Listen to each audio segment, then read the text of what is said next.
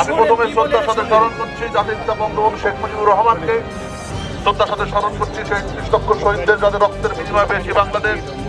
আমি শ্রদ্ধার সাথে স্মরণ করছি সেই ২ লক্ষ মা বোনদের যাদের সম্ভবের বিনিময় পেয়েছি বাংলাদেশ। আমি শ্রদ্ধার সাথে স্মরণ করছি সেই ২ লক্ষ যাদের সংগ্রামে যাদের রক্তে এই বাংলাদেশ স্বাধীন হয়েছে। আমি শ্রদ্ধার সাথে স্মরণ করছি জাতীয় যাদের জন্য যাদের সংগ্রামে যাদের নেতৃত্বে বাংলাদেশ স্বাধীন হয়েছে।